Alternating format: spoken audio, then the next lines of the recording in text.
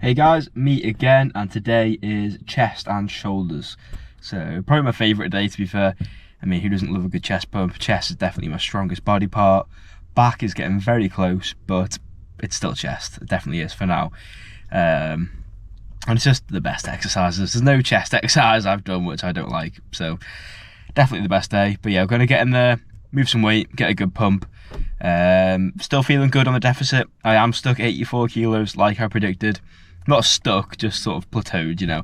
It will go down again soon. I'm not stressed at all. It's how it works. Normally you go down a kilo, you get stuck for a week or two, then you go down again. You know, overnight you'll lose another kilo. It's just how it is. I wouldn't look into it too much. Don't let it dishearten you. Obviously within reason. If you've been the same weight for 6 weeks, you probably need to drop the calories some more. Something's going wrong anyway. But anyway, gonna go in there today. First exercise we'll be doing is incline dumbbell bench. My favourite chest exercise, probably my favourite exercise, period. Very good exercise. Maybe wondering why I don't bench press. I talked about this last chest video, but I'm trying to maximise muscle. I'm not trying to get as strong as possible, and I don't particularly enjoy the bench press, no more so than these other exercises. So there's no reason for me to do a bench press when I'm going to make less gains, much higher chance of injury, especially for my build, the way my shoulders work. Very high chance of injury for me on bench press. And I'm not going to enjoy it as much. I just prefer getting a good pump and moving some heavy weight.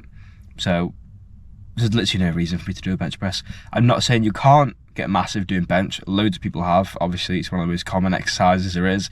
You can get massive, but for the vast majority of people, you will gain more muscle, even though it's only slightly more, but for most people it's a lot more. Using dumbbells or a unilateral machine or a Smith machine, anything that's stabilised and allows you to isolate the chest and take your shoulders out of it and all them other, stabilising factors you're going to worry about, which are great if you want to get strong. That's probably the best way to do it. But if you just want to get big, just want to be a bodybuilder, this is a bodybuilding channel, it's not the best. But again, make your own decisions, be your own person. If you want to do it, no one can stop you. And it's still a very good exercise, so it's fine. Anyway, bench press rant over. I've been saying that a lot lately, I don't know why.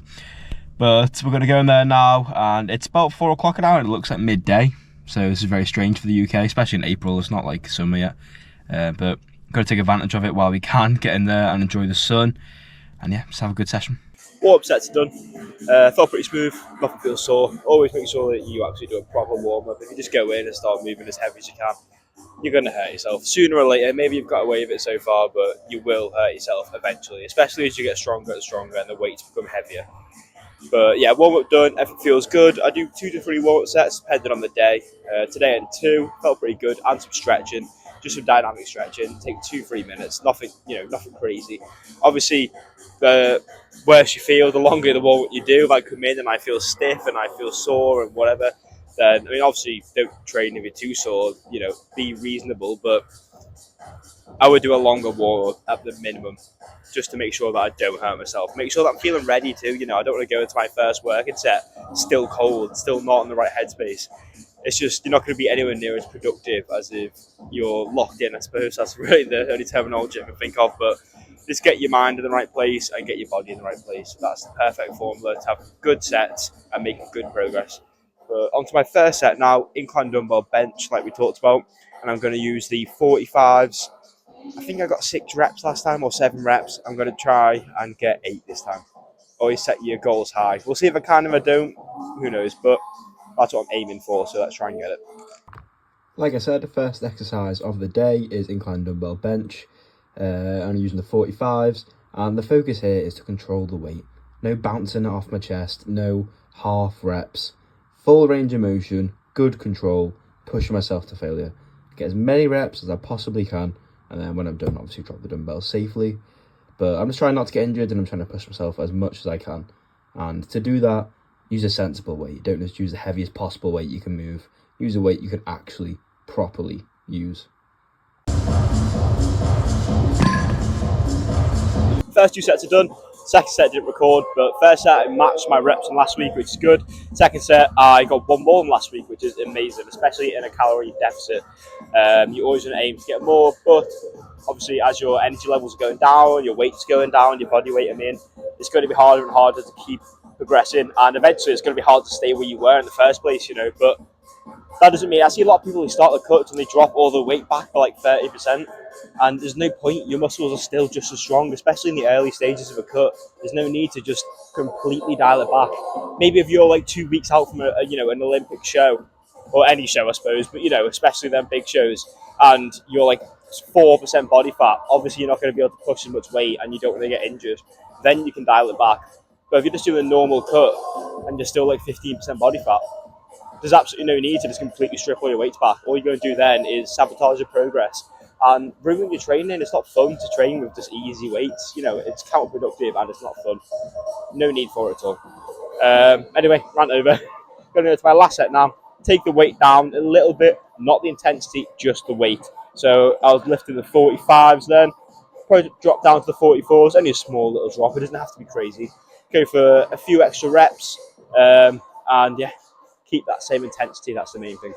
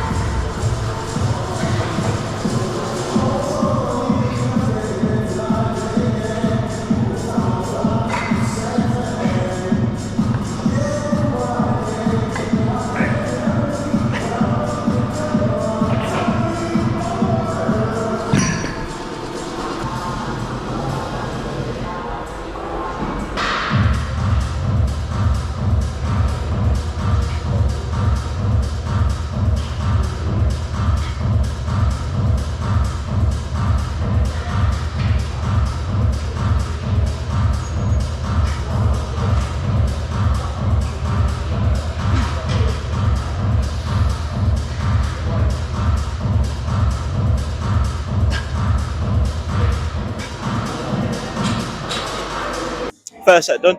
I went at 5 kilos from last session, which was, I wasn't sure if I was going to do that or not. I was like, I'm not feeling too strong today. Use a lot of energy on that first, exercise. But sometimes you have to just take that leap of faith and just go up and just dig in and really put your all into it. And that's what I did. And I went down one rep from last session, but I went at 5 kilos, so that definitely is progressive overload. Normally, if I go at 5 kilos in an exercise like this one, obviously, if you're lifting 20 kilo dumbbells and go to 25, that's a massive jump, but 90 to 95 is a pretty small jump in the grand scheme of things. But anyway, if I go at 5 kilos on this exercise, I normally lose 2 to 3 reps. So losing 1 rep is definitely progressive overload. I'm happy with that.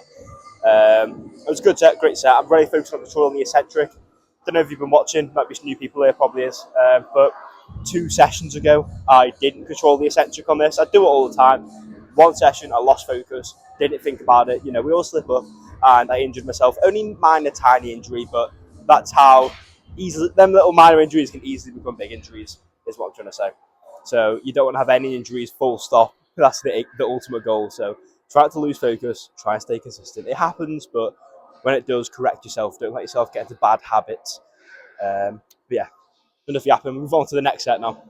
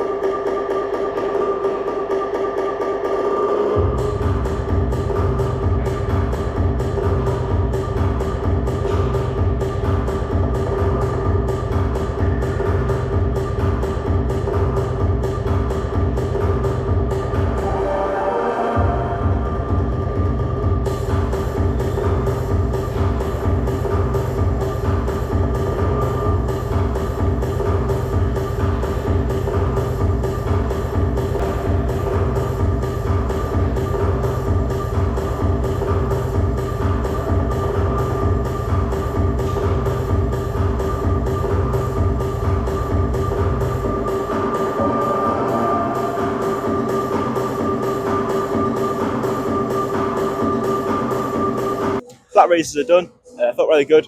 Progressively overloaded them, went up. I put a 2.5 onto the stack. That's a good way of doing it, say, because sometimes the jumps between the pins is quite high, especially something like a lat raise where you're not going to be going up a lot of weight fast. It's one of them exercises where it takes a long time to get strong on them. So having them little increments between is very helpful to bridge the gap. So you're not going, massive jumps where you're going from doing 12 reps to 5. It's quite a big change. But those little, put a little plate on between the pins can help you bridge that gap and just make progression a bit faster and a bit easier too. So yeah, I love doing that. But they felt good. I'm not sure why, when it comes to things like lat raises and forearms and just those smaller muscle groups of people that don't train as much, people really don't try and progressively overload them anywhere near as much as the chest and the quads. And I get why, because people have been told so much to not ego lift on exercises and to use perfect form, and you 100% should do those things. But I think some people have gone a bit too far, and now they're too scared to put some more weight on the bar or put some more weight on the machine or whatever, and actually try and get strong on them. So you see people doing lat raises with like the 15s, and they do it for like 2 years straight. And even though their bench press has gone up 80 kilos in that time, they're still doing the same weight on lat raises the whole time. So sometimes you need to reflect on your training a little bit and go, am I really pushing myself, or am I just doing the bare minimum, just enough? I get a pump, or I go until it's kind of hard and then I stop. Make sure that you're not neglecting those smaller muscle groups, because that's how you end up with imbalances. Trust me, we've all done it. I've done that. I've been stuck on the same weight for a while and not realised. But as you progress more and more into your training, it's something that you should definitely keep an eye on. Just make sure, it's easy to do, but be self-aware and be self-critical.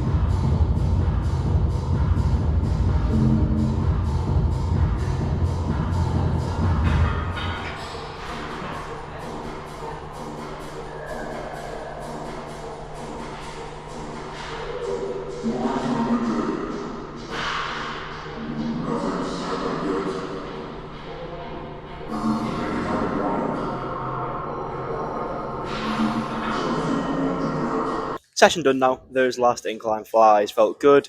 Great pump to finish off. I had a better pump today than I have in the last few sessions. I've been quite low energy the last few sessions. Still pushing hard, still progressing, no matter what.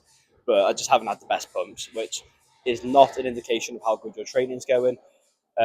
Sorry, completely wrong there. It is an indication of how your training's going. It is not the be all and end all. If you get a bad pump, doesn't mean you're not progressing. You could be progressing loads, but normally the two go hand in hand. So always be careful. If you're getting terrible pumps, something's probably wrong. Just not necessarily. If you get what I'm saying. Anyway, posing looked good, felt good. Just could definitely tell I'm getting lean at that. Like, I don't know what you call it. The, ab crunch pose, I suppose, double overhand. That's looking better. That's definitely starting to lean out now. I still hold a lot of fat in my midsection. That's just the way I'm built. My genetics is what it is. But I definitely am starting to lean out around the shoulders and my obliques. It's just the middle centre bit is still holding quite a bit of fat and water. It's fine. Just means I need to lose more weight. You can tell I've just finished my session. I just can't speak anymore.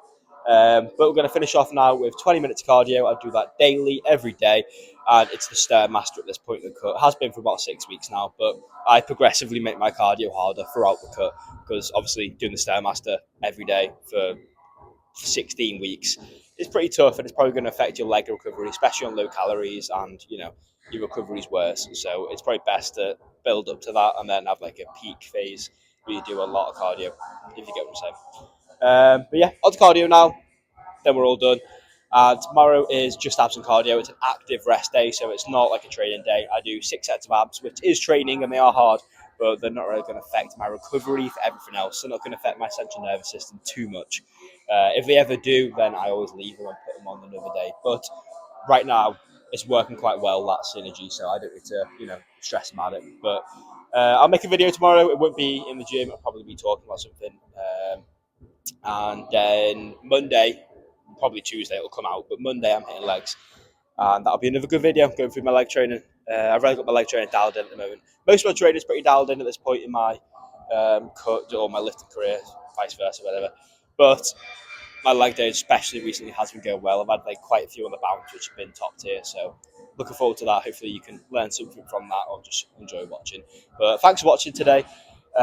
This will be the last part of the video now, I'm pretty sure. So thanks for watching. Please like and subscribe. And I do appreciate any feedback, any criticism. I'm a big boy. I can take it.